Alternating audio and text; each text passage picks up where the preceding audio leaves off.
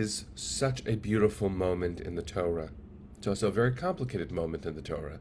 It sounds like every moment in the Torah. Well, here we are.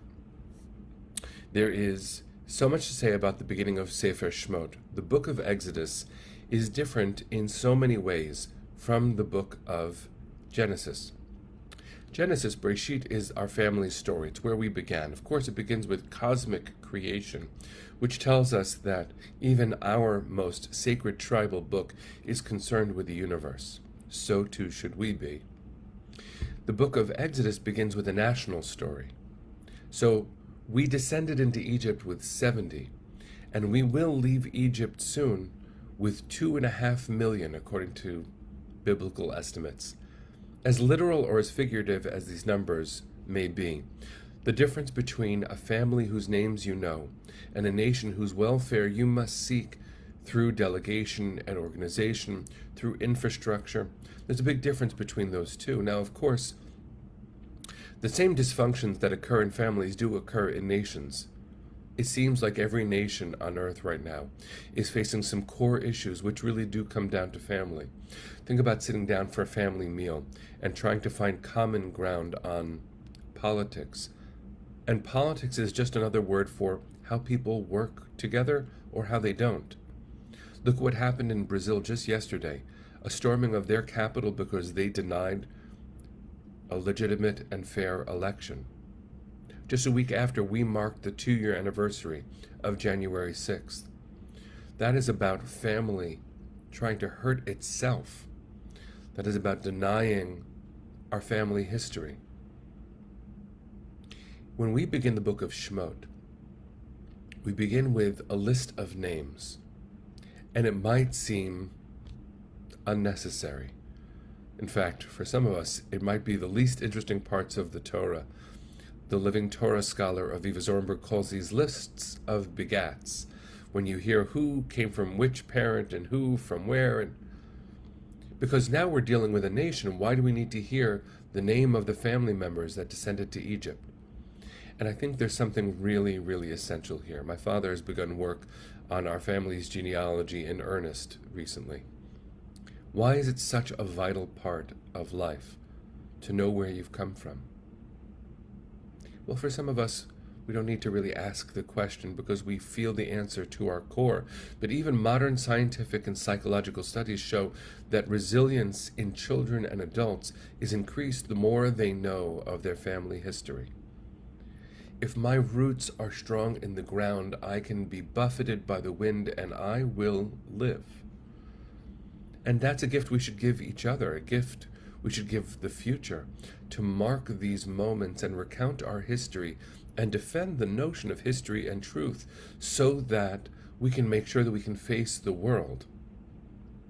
Shemot is the beginning of our national story. It is also a moment of deep pain as we watch the dehumanization of our story, the dehumanization of our ancestors, with Pharaoh and his advisors concerned that there are too many Jews, and so they seek to dehumanize them one after another, one rule after another.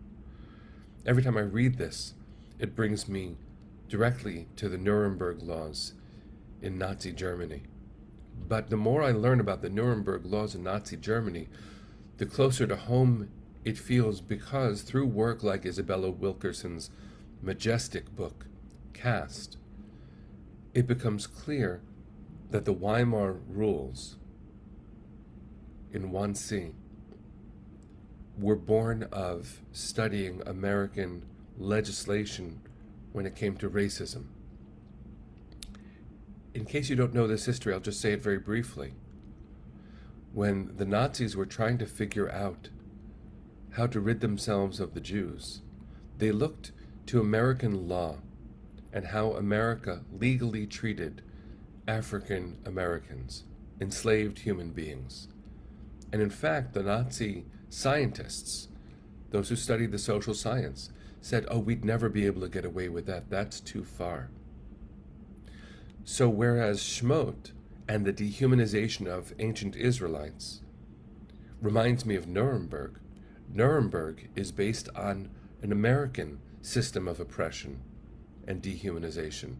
All of these intersecting processes tell us, number one, that the core rule of the Torah, to love my neighbor as myself, must make me look close at what it is to love my neighbor. Because I think on a national level, will be concerned with self. I'll be concerned with Jewish demographics and Jewish safety and Jewish this and that. But that's inadequate. The Torah didn't begin with the Jewish story, it began with the human story. This book begins with our national story, so it is tribal.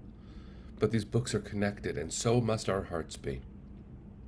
The welfare of my neighbor is wrapped up in my own, and my welfare is wrapped up in my neighbor's. The book of Shemot happening right now in human history, and in American history, where we really are only beginning to address the scars of what January 6th represented. It's an ongoing fight. January 6th wasn't an event, it was a movement.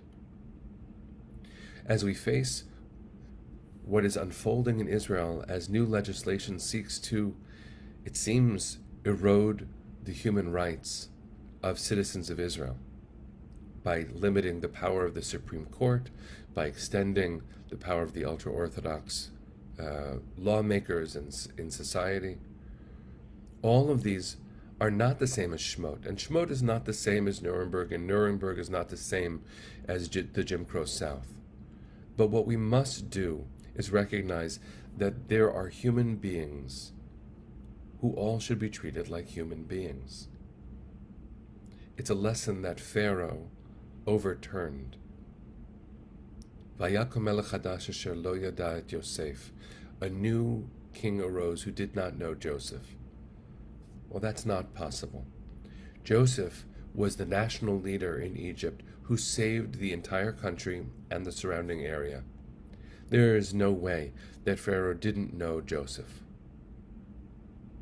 Pharaoh chose to reject history. And yes, that has deep tribal impact for our people. But the denial of history impacts all people. So let's make sure that we know the names of those who lost their lives on January 6th. Let's make sure that we study this Parsha. We see who is and isn't named. Let's acknowledge that history is important to learn and a bellwether for the future. As Kay just said, we are our brother's keepers. We are our sister's keepers. Let's do our jobs, friends. Let's read some Torah, learn some history, and take care of our world. Here we go.